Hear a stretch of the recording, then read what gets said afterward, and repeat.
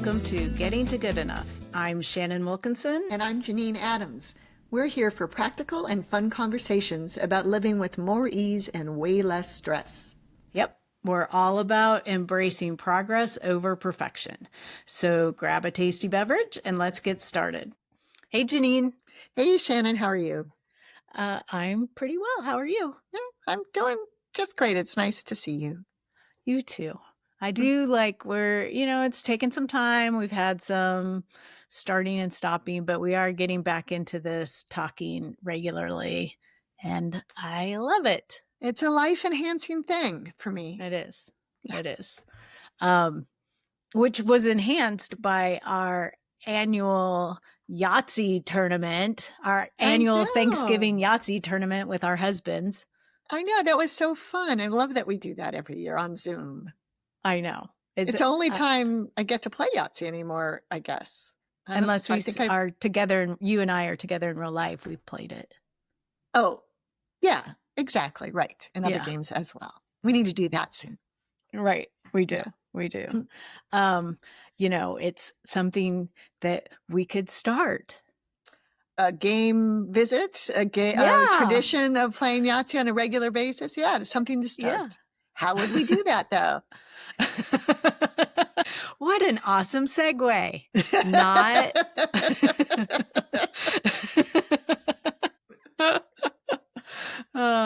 Yeah, we do want to talk about like starting things. And I wanted to talk about that specifically because I found myself talking about starting something and then like, oh, we should do an episode on that and we should do it now so that we can decide how we want to do things in January, and then we can begin things in January after we've already figured everything out in December, and then it like get all twisted up and fall over, and then I typically do nothing.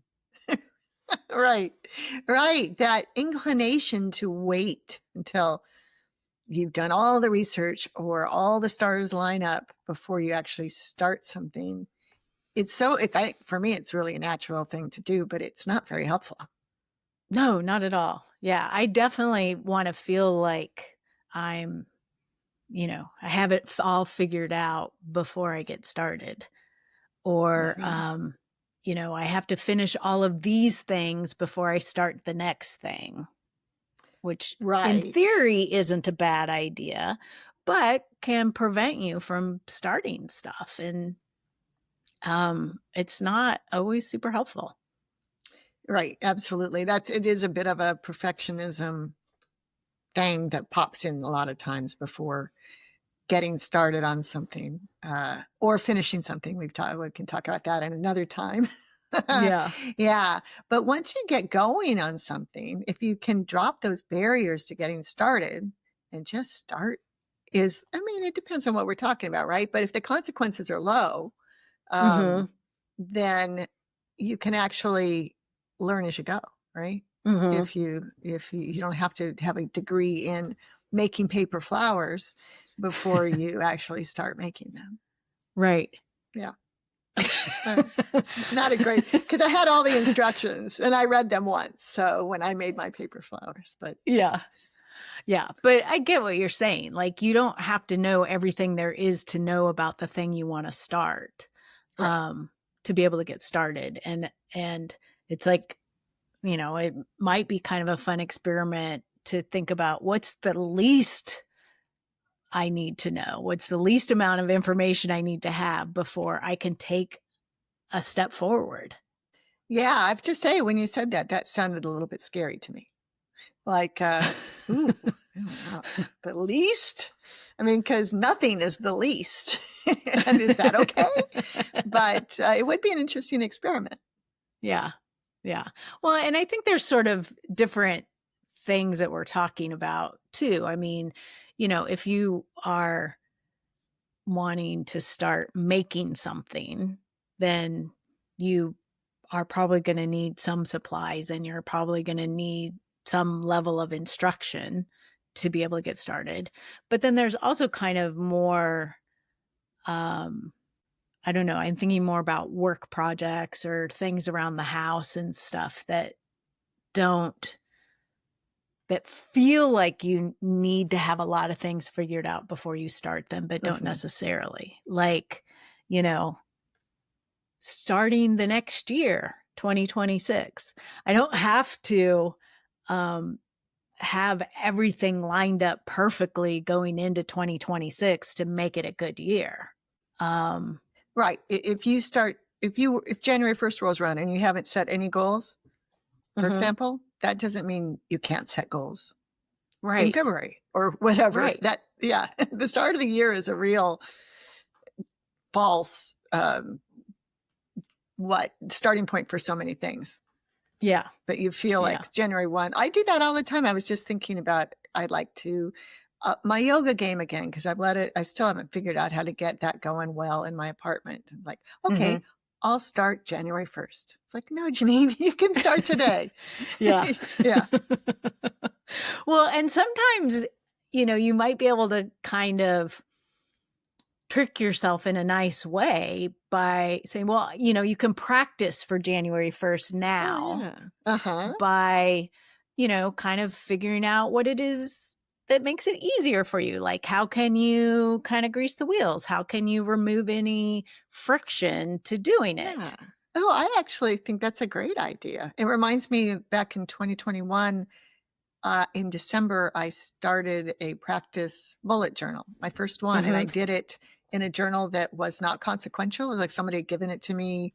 It was still the dot grid that I wanted to use, but I got to play with it and try to figure out what Yeah. might work for me. And then when January 1st, 2022 rolled around, which turned into the year where I needed a bullet journal unlike any other year, Yeah. the bullet journal saved my life here. Right. I had it going, and Yeah. that practice was really helpful because I think yeah, things started getting bad early on in in Right. 2022 with my father and my aunt's health. So yeah, I love that idea of practicing. It is a little bit of a trick too. It's a little bit like that trick from Mark Forster where you quiet down your reactive mind by saying, I'm not going to Uh, vacuum. I'm just going to get the vacuum cleaner out. right. And then, yeah. And Right. once you get Yeah. the vacuum cleaner out, you vacuum. Right. There's so many examples of how you can reduce the friction, and Mm-hmm. then it just allows you to move forward. It's if you want to exercise in the morning, set your workout clothes out the night before. Mm-hmm. And then, when you get up, you can just put on your workout clothes, and it makes it so much easier than if you have to get up and think about what to put on and da da da da da. Decide whether or not you're actually going to do it. Yeah. Yeah. Yeah. Barry makes treats for Bix and it involves our food processor, which is quite big and heavy. And I noticed yesterday morning when I got up, he had brought the food processor out of the closet and put it on the kitchen counter, which I Oh, knew served as a reminder that it needed to be done, but also taking away that friction. Okay. Now it's easy to mm-hmm. get started. Yeah. Yeah. So I do remember that involved process. I made them when I was there. that's right. You did. You know that it's not a small thing to make those treats. Yeah. Yeah. The Barry has it down pretty to a science now, Yeah. after all this time. But that's excellent. Yeah. But there are so many situations where perfectionism can make it tough to get started. And setting yourself up where you're actively figuring it out. Mm-hmm. You're moving forward as you're figuring it out is sort of the antidote to that frozen perfectionism thing that keeps you stuck. Yeah. And it seems like expectations play into it. So if you decide you're going to start before everything is set up and learn as you Mhm. go along and just giving yourself the credit for what you do accomplish and any variations you have to make based on the fact that maybe you didn't have all the right information at the beginning and being kind Right. to yourself about that and making that part of the process. I feel like that could apply to lots of different things, including the kind of planning and stuff that we tend to do at the beginning of the year. Right. Right. Yeah. And it's so funny because I have clients who fall into this trap a lot of like, oh, well, I want to, get everything done that's sitting on my desk so that I can have a clean desk and start fresh at whatever, special day is coming up in the future. Yeah. And then it doesn't happen because there's just so much mucked up together in that. Mm-hmm. And it's often like this day, I want to feel really good and like I'm on the ball and blah, blah, blah. And to do that, I have to do all these things. Well, and the irony is that if you feel like you're on the ball now, it allows you to take the action that you need to take to do the stuff that gets you to where you want to go. Yeah. Like, Right. feel the feelings, take the action, as opposed to take the actions so that you can get the feeling. Right. That sounds a little easier said than done. Do you have a tip on or process on getting those feelings now that you want later? The simplest way to do it is think about how you want to feel when this is no longer a problem for you, or when you are doing things the way you want to be doing them, or on such and such a date. Think about how you want to be feeling, feel that, and then take action from that place. So literally Feel imagine it in it, your body. Yeah. feel it in your body. And then immediately do it. Start. And then, do it from that energy that you create in your body from those feelings. Yeah. It makes me so grateful that I've gotten the opportunity to work with you on stuff like this all these many years, those last decades, because I know exactly what you mean. Like I can totally, I started feeling it, but I'll say to other people who haven't had the opportunity with this kind of work, take Shannon at her word. Just do it. It's easy. It's not, you can't do it wrong. There's no wrong way on this. Yeah. Right? Well, and it can be boiled down simply to feel good, feel what it feels like, when you feel capable, when you feel confident, when you feel competent, feel what that feels like, and then take action from that place. Yeah. And I remember you're having me in times past think about a time when I felt that way, like something that I had maybe accomplished that made me feel proud or self-confident, to conjure up that feeling. And that was really helpful. And that's such great advice. Is that neuro-linguistic programming?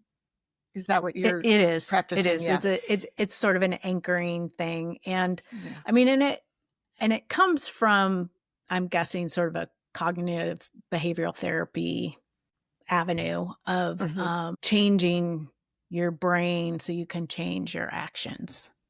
Right. Yeah. Very powerful. And yeah. Yeah. And where we get tripped up is that we feel like we kind of have to beat ourselves up to move forward. Like you can't be nice to yourself because then, you're not going to do it. Or, like you've already not done it the way you wanted to. So you should be mean to yourself. Right. You don't deserve kindness from yourself because clearly you're not getting stuff done. Yeah. You don't deserve to feel good. Right. You'll feel good later. Yeah. Yeah. But that when you realize that the opposite is true, like the more you feel good now, the easier it is to move in the direction you want to go, the better it will be and the easier it will be to start. And, we're starting all the time. Like every action is a starting point. It's not just, I'm starting this project and then I finish this project. Yeah. This can be applied literally every day if needed or desired. Yeah. That's so interesting. It seems like such an easy way to get unstuck. And it's so easy to be stuck in perfectionism and not getting started. And this feels like a pretty great thing to try to get unstuck. And then, knowing that imperfect starts are okay. And right. Yeah. And sometimes you think things are going to go to one way and they go another way, and the other way is better. Yeah, Right. absolutely. Yeah. Yeah. Absolutely. I wish I had a really good example of that. I I know know. I've I was trying to think of one too. experienced it. Yeah. Well, so, I mean, this is sort of not exactly the same thing, but as an example, had to have that second shoulder surgery, Uh-huh. which seemed like an imperfect situation. Yeah, Um, absolutely. I had less pain the day after surgery than I had the day before surgery. So Oh.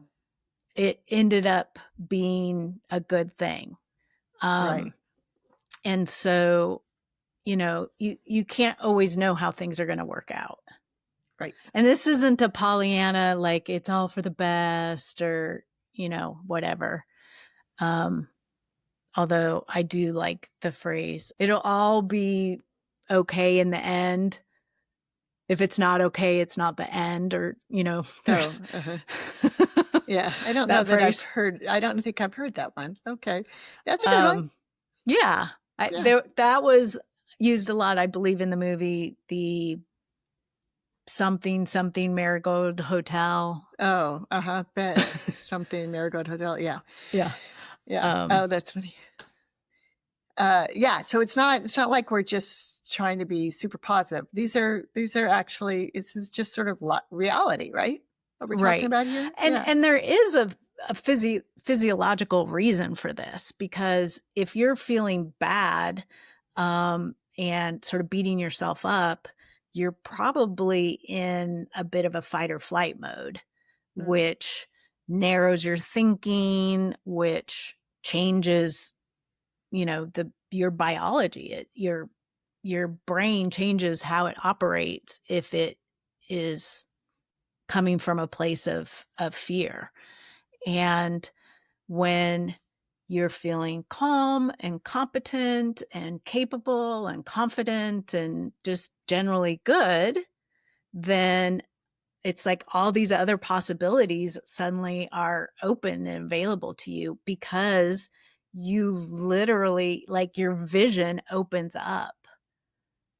Wow. And yeah, when you're in fight or flight, your vision narrows on your survival. Yeah. When you feel safe and everything is okay, then you can have more awareness. Right. And you can feel the 4 C's: calm, competent, capable, and confident. I know, right? I got distracted by that. You can feel that. You can have yourself feel that. It's not Yeah. like you have to arrange the world around you to feel so that you can feel like that. You can No, start those there. feelings are inside of you because you've had some point in your life where you've experienced those. Right. And it may be about something not that important or unrelated or a while ago or whatever, but there's some point where you felt those 4 C's. Yeah. The 4 C's. I know. Yeah. I like That's that. amazing. I'm going to apply that. I'm going to apply that right away. Oh, good. Me too, Yeah. because I was just thinking I needed to align all of the stars so that I could do my pre-planning for my planning before the next year. And I could just do stuff. You could. Exactly. It's true. I've got some big projects that I've been only chipping away at, feeling like I need a bigger picture view to figure it out. Right. And in fact, I was working on a bigger picture view today before we started recording. But now I'm going to try to come at it differently. And I'm excited to try it. Because as a wise woman once said to me before we started recording, you don't know what you don't know sometimes. That's right. You don't know. You got to get started, baby. Yep. Well, we would love to hear from you, our listeners. How do you get started? Where do you get stuck? You can let us know on social media, on Facebook, Instagram, and YouTube. We're getting to good enough. You can leave us a message at 413-424-GTGE. That's 4843. We also would love it if you are enjoying listening to us, if you would give us a review and a rating on your podcast platform of choice. It really helps us a lot, helps other people find us, and helps us keep moving forward with this project that we love doing. So until next time, this is Shannon Wilkinson in Portland, Oregon. And Janine Adams in St. Louis, Missouri. And we hope that good enough is getting easier for you. Thanks for joining us on Getting to Good Enough. We hope you heard something that makes your life just a little bit easier. If you did, leave us a review or share this with someone who's looking for their own version of good enough. Thanks for listening. See you soon.